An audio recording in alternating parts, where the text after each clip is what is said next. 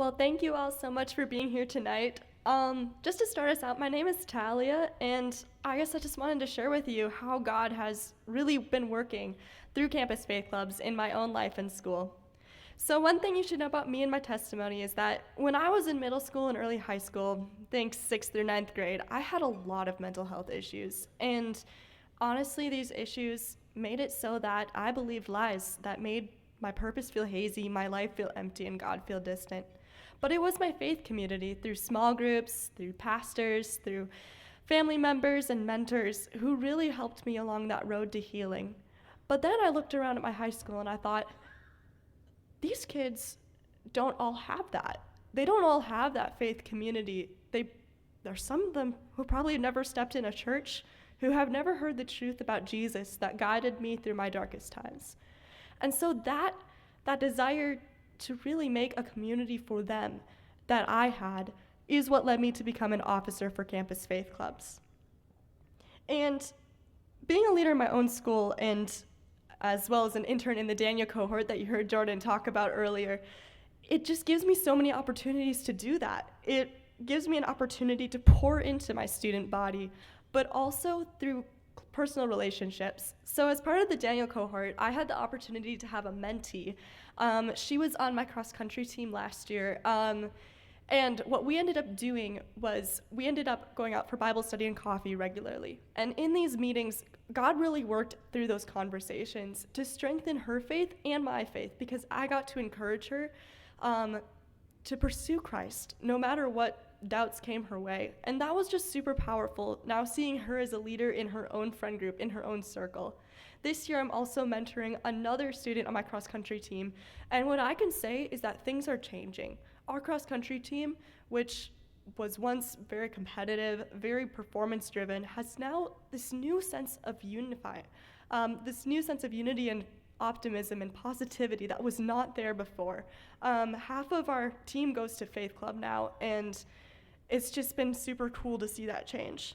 But it's not just my team. I've been noticing throughout my entire high school. Our outreach week last year, that was mentioned before, it united and drew more students than ever before to learning about Jesus. And it all started with CFC introducing us officers to Decision Point. In fact, without CFC, I don't know if we would have had the resources to buy Chick-fil-A for the 150 students who attended, or some funds for donuts for our regular club so that we can truly come for donuts, stay for Jesus.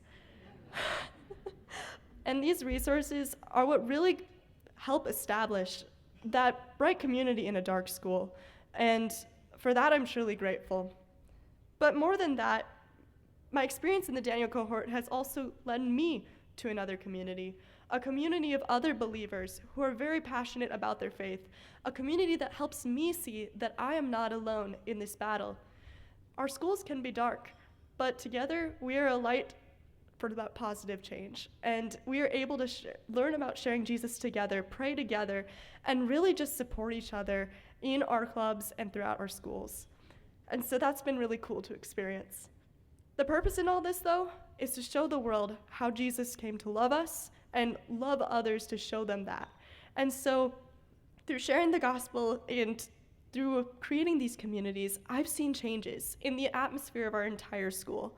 People are more willing to listen, less willing to judge, less ready to argue, and that has made a huge difference. Our teachers and staff are noticing it too, and it's just been this awesome change that has been spreading throughout not just our tiny club that has grown from 40-ish kids to 100 kids in the group me, but also in our everyday classes, the classes that these students go out to.